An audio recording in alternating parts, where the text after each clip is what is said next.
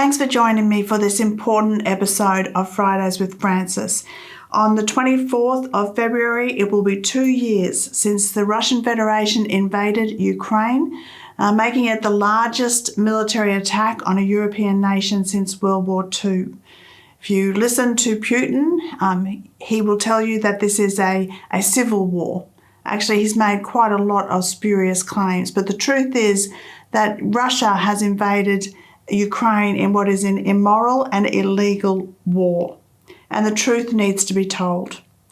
So this week I've got the privilege of interviewing Ukrainian doctor, Dr. Rudy Mayevich, and he shares firsthand what it's like on the ground in his homeland. Please listen, pray and share this video because truth must be told.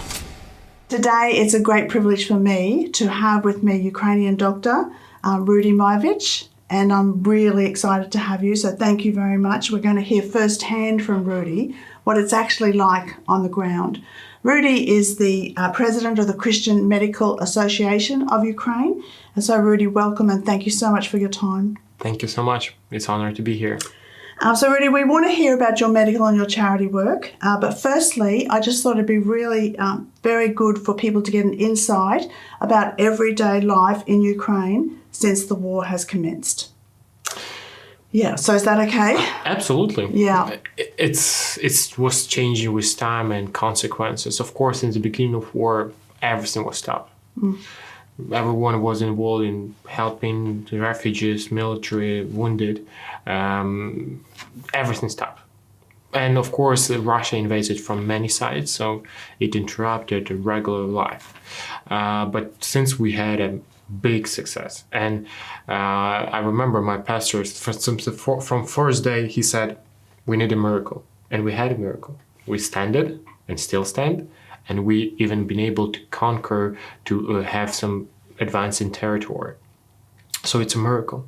So when you say that normal life, everything stopped, the sort of things that I had down is like going to work, kids going to school, your basic necessities of like power, food, water, even the internet, those sort of things.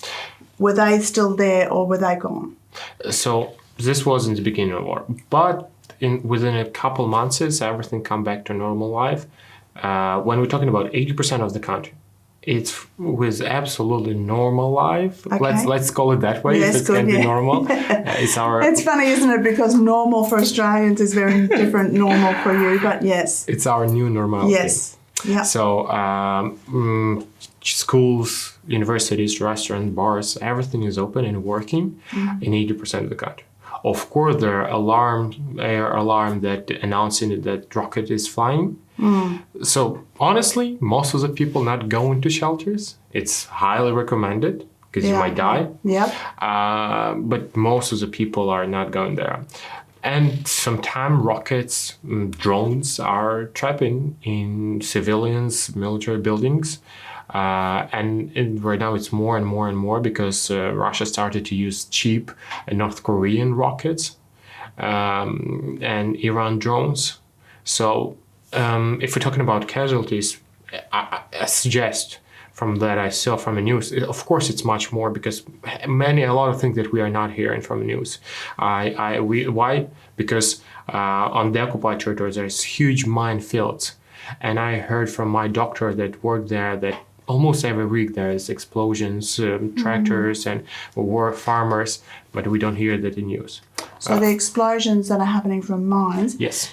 So in Cambodia, for instance, there was huge issue with mines left after the war, and for decades afterwards, there were people who continued to lose limbs because of hidden mines. Is that going to be an issue for these mines? Is that the sort of mine that they are? Yes. Yes, that even worse because Russia put mines on the field in such tremendous way. The whole Soviet Union system was built on focus on military. And right now they're using this potential. And this potential only for destruction. And it's going to be years, if not 100, that we will demine it. It's not just word, it's reality. We'll see how technology and drones will help with that. We're working in that also. But if you're talking about just casualties injured from drones and rockets, it's at least 50 or 80 per week injured. And from those, of course, dead people. Every week we have announced that this city, Kyiv, was bombarded with drones, 37. Dnipro was bombarded by rocket, 50. Every week we have those news. And if you're going to count it together, it's not 10,000, it's hundreds of thousands of injured, death people. So the demand on your health services must be massive. Is there a breakdown in, like, what I would say normal requirement for health services? So, for instance, a diabetic, can they access their medication? Somebody who has cancer and has been having radiation, for instance, are they still able to access their normal procedures that they would need to live well? Unfortunately, on occupied territories, Russia is not given access to the medicine and medical help. That's what we hearing from people there, and that what we heard from the occupied civilians. They didn't receive any proper help. But on our territory, our medical system trying to manage all of these challenges, and many of this been successful done. Thank God for our doctors that trying to fight in those complicated circumstances. Of course, big economical crisis. It's very hard because big part of the territory that brought a lot of financial impact on economic system is right now occupied. And not only that, constant bombing of electricity, factories. It's not only about, and unfortunately they are happy. Just today in the morning, I read a news from Russia, in Russian medias, Ukraine electricity increased in 67% for the last year, and they're clapping on it. And why? Yeah. So this Russian media comment brings up another really big thing for me, because what we're hearing from Putin, and we hear too much from him, but we hear from this Russian president that the conflict is basically a civil war. So he's calling it a civil war because he says that everyone engaged on both sides identifies Russian. So recently he said the borders of Russia stop nowhere. That's a quote he said. But he's also very clear that Russia has a historic claim to Ukraine, and that is the genesis of the conflict, but that everybody's Russian. So he is calling it a civil war. Can I have your comment on that? And like your neighbours in your street, do they identify as Russian or Ukrainian? Oh, definitely. We are joking. The best treatment from Russian identification was war. And a majority before the war, or full-scale invasion, because war started in 2014. They even invaded, they occupied the territory in 2014. Let's not forget about it. No, that's right. But the biggest treatment from Russian language was Russian invasion. Many people said, I'm not going to, and it's not because of propaganda or social pressure or government, some restriction. No, we're extremely free country, so much too free, I'm telling you. But it's proven because all media's investigation, research, everything, you can come and you can go in any territory, do whatever you want, search, film. You cannot do this in Russia. So there's no pressure of Russia-speaking population, and majority before the war was especially on East. And this is a challenge sometimes with our identification, and I see that in Western culture it's happening right now. If we're not going to identify ourselves, who we are, someone is going to identify us, who we are. Yeah. So it's extremely important. And some of the people are weak. They grew up in social SSSR system, the Soviet Union. And of course, the pressure of we are common nature and common unity, we're united and we one brother and sisters. But most of them not. Most of them people were Ukrainians. Some as the old democratic, they didn't care about Ukraine and Russia. They were just doing a business. Same as in Australia. So they just living a life. Yeah. And so when he talking that it's civilian war, it's absolutely lie. Because the civilian war is supported by Russian military troops or leaders are Russians. So what are you talking about? It's an absolutely lie. And he's taking a part of the truth that Ukrainians has a big Russian-speaking population. It's true. Yes. Some of the Ukrainian identifies Russian. It's true. Yeah. But it doesn't mean that you have rights to occupy, kill, invade. No. It doesn't matter what the history. Doesn't matter. I like the joke of Mongolian former president. He said he posted on Twitter a big Mongolian map with occupied areas in Russia, Mongolia, Ukraine even, and he's like, "Oh, this is a former Mongolian lands." So what are we talking about? Like 1986 year? It doesn't make sense. It doesn't matter. No. He in Russia in 1991 recognized our independence in those borders. Yeah. America and Russia, they all took our nuclear weapon to protect us and prove that we're not going to invade you and we will help and support you.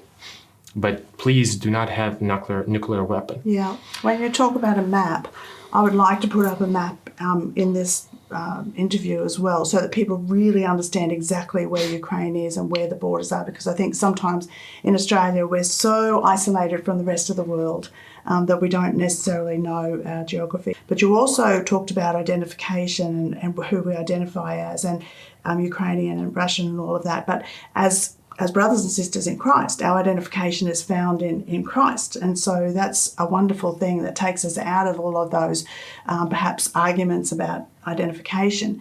But that's another thing that Putin has said, because he makes himself out as a defender of faith. So he claims that Ukraine is dismantling the Orthodox Church. And I don't even know what that means, to be honest. So what is the state of Christian churches in Ukraine? When he says that Ukraine is dismantling the Orthodox Church, what is he actually talking about? What is the spiritual temperature in Ukraine? Has the war, for instance, caused people to become more spiritually hungry, for instance, as well? It's a great question. And let's put it on the table and kill it, because is it put in the face that Christianity needed?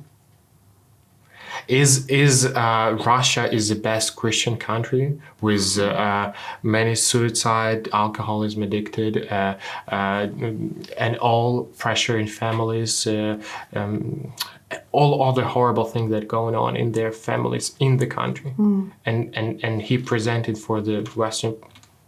No. He is definitely not. I would compare it more to German times. Those who know history knows that Hitler was using the church as a covering. And Friedrich Bonhoeffer, he was great at this about.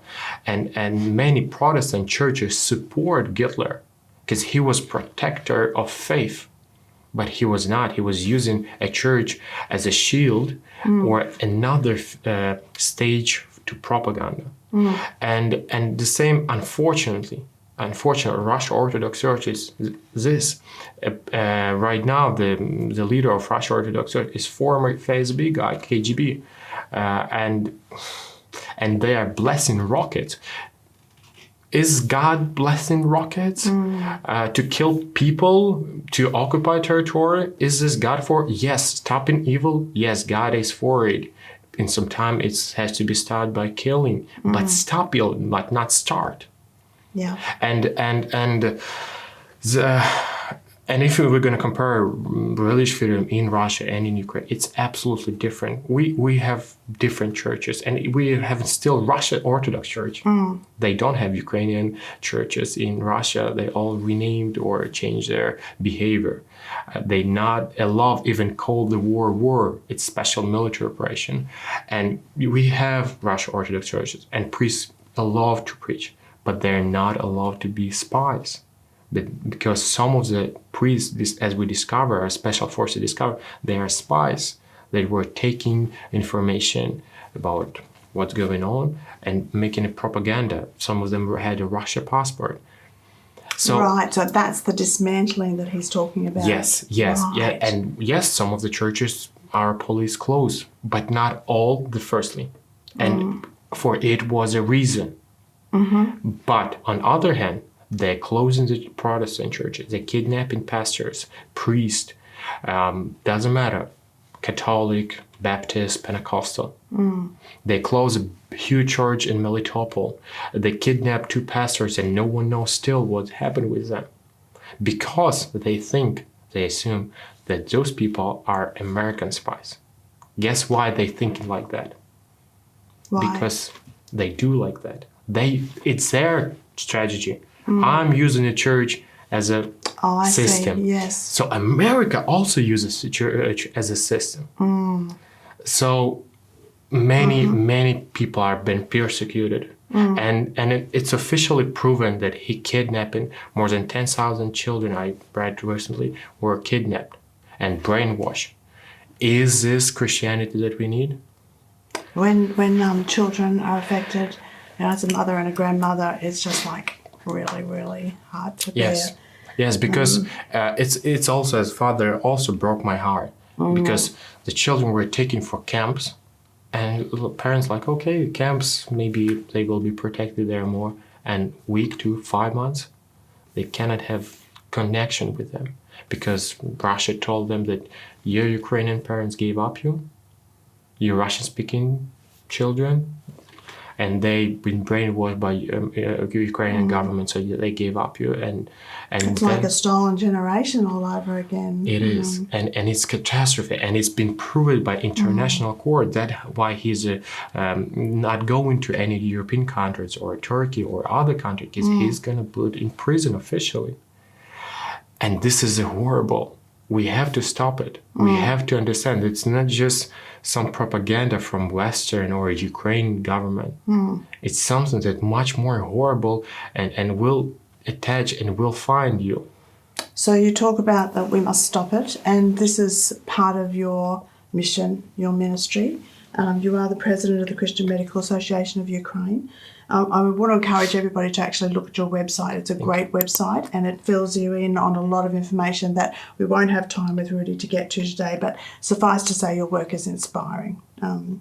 It's absolutely miracle. Yeah. We are doctors. We're not a big charity. From many different regions, obviously, right across Ukraine. Yeah. Because I saw that there were many of you working together to treat, I'd say, not only the body but the soul. So you're not just treating the body.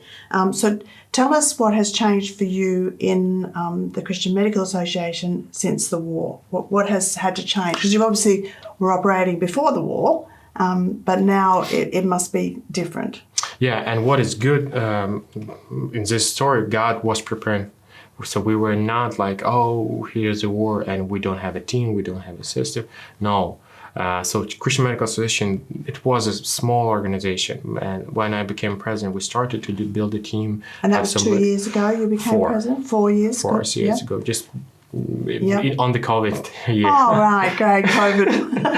By the way, it was a way of God that helped us because we were close, energetic and close in the houses. Yeah, so you had to find other ways around things. To do. And we started to make calls all over the world to international Christian medical community. And they, guess what? Opened the door and like, yeah, why not have a Zoom? Everyone having a Zoom. And that's how we started to build relationship with those people.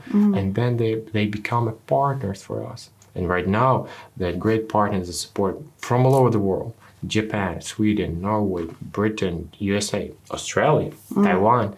So it's amazing how God was preparing, and definitely we can see his hand because we expanded from organization didn't have funds almost, and right now we have 28 workers, more than 100 volunteers, a budget that operate for millions of dollars, and it's fantastic.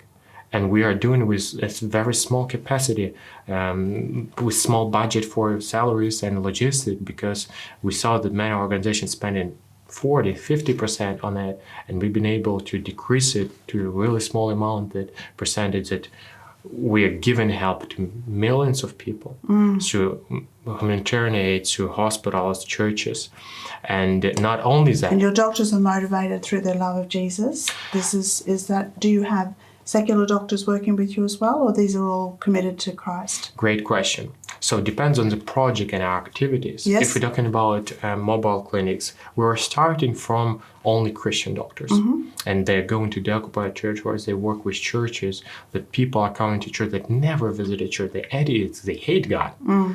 But they're like, I need to receive a medicine. Yeah. And he's going to church and doctor review him and give him a medicine and he's crying. He's like, I never thought the Baptists are so good. I never told you. But then other doctors saw our activity and they're like, we want to join you, but we are Christian, but we want to join. Yeah. And so we are not given a stage to preach to unbelievers, but if they want to help, there's something very attractive about wanting to help your fellow man, and Yes. something beautiful about Jesus that is attractive to people. Yeah, and when we're talking about humanitarian help, in the first we were giving it only to trustworthy people that we know, Christians, and we're still trying to find trustworthy, but we have so much. We are too blessed, so we can bless other people. Yeah, wonderful. And we are coming to a Christian doctor and like, do you need more something? No, I don't need other. So we have to go to bless other. Yeah. And it's really wonderful how this blessing is overcoming. So then what changed with the war, and what do you have to do now in war times that you perhaps didn't have to do when you first took over in 2020? So right now it's my full-time job. I used to be a doctor, and Okay. right now I'm full-time committed as president of Christian Medical Association.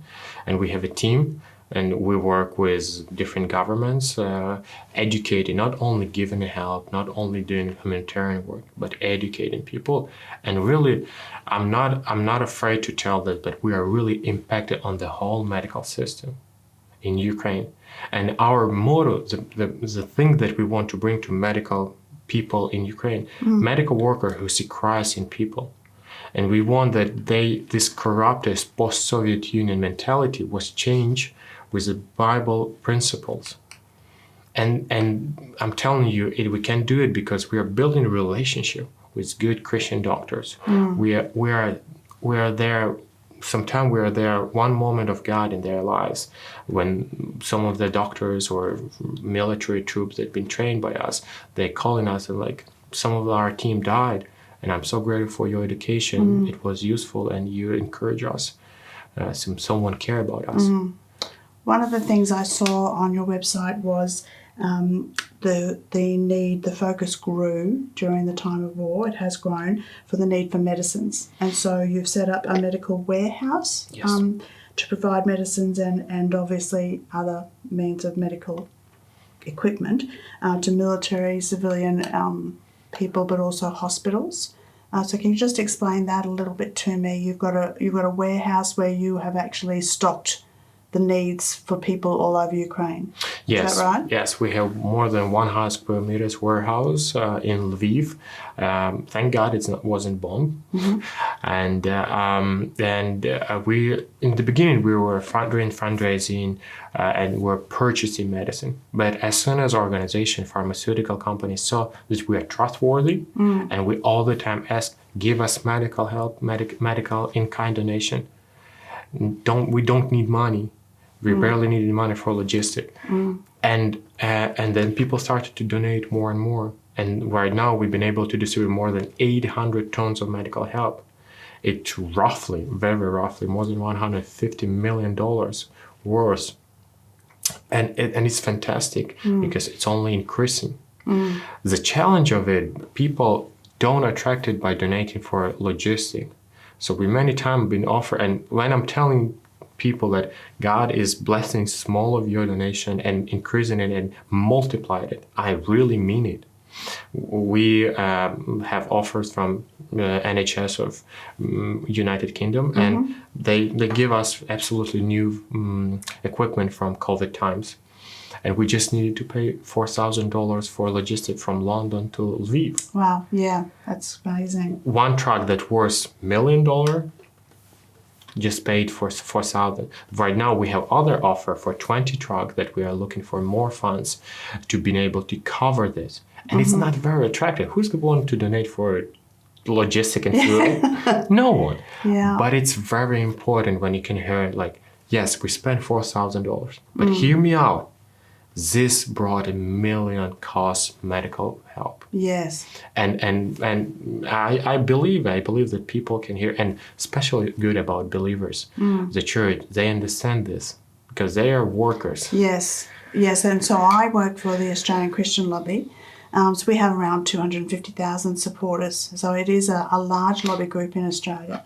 And we really did put ourselves into this position of calling on the government right at the beginning of the war to increase its humanitarian intake. So that was one of the things that we did. But we also saw our Prime Minister, the then Prime Minister actually, Scott Morrison, he committed to fast-track visa applications for Ukrainian refugees fleeing the war. So that was part of what Australia did.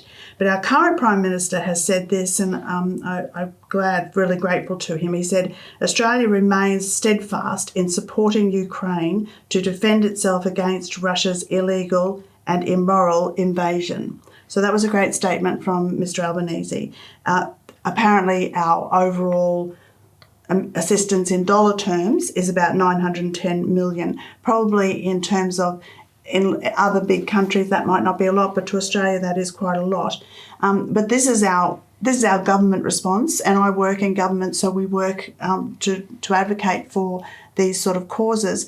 But if you're talking to Australian Christians, and you are, thousands of Australian Christians here right now, regarding how they can best support our brothers and sisters in Ukraine, what would you say? How can we pray? I mean, obviously prayer is a huge part of it, but what can we do as well? Can you just let us know that? So first of all, I'm really grateful for the support that's been done.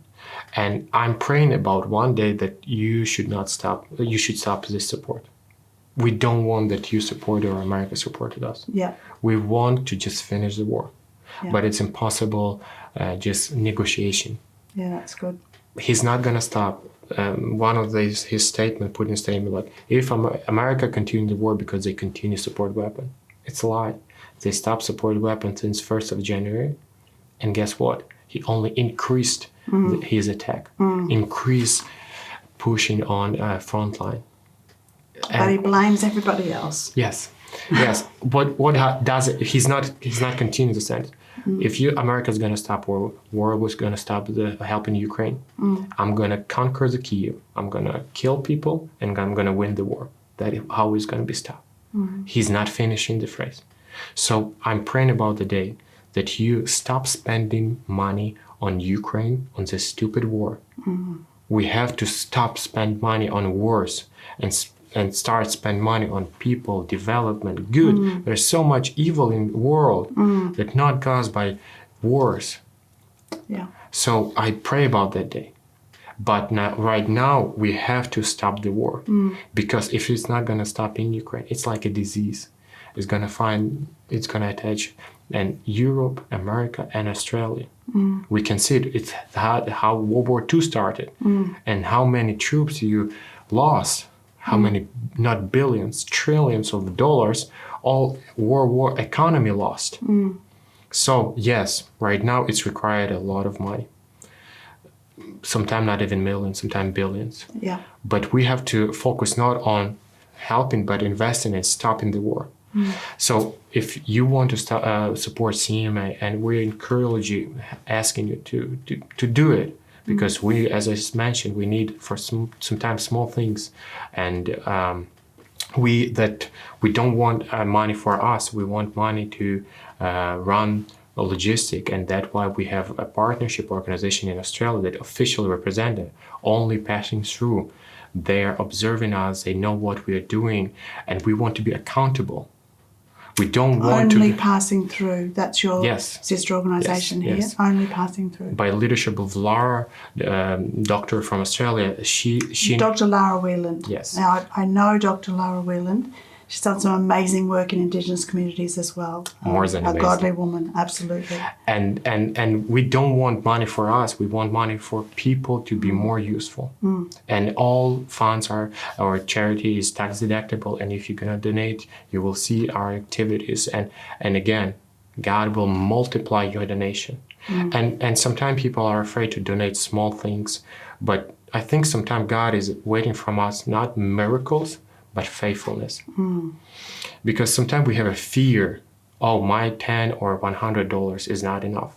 But if we're going to have 1,000 people that committed for $100 1 year, we will make a big impact and changes. It's a huge budget for help of other people. Yeah. But it's not, because you conquer the fear and you have faith and you are faithful in small steps. Yeah. And God will multiply it and grow it in such a miraculous way. I saw it. I'm telling you, I saw it, and I can prove it. And if you don't believe, call me.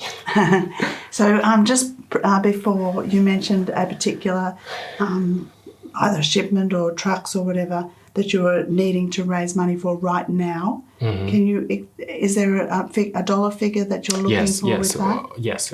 We have offer of $20 of equipment, brand new medical equipment, that are waiting for us, and we need 20 trucks paid from London to Lviv. Cost of one truck $4,000.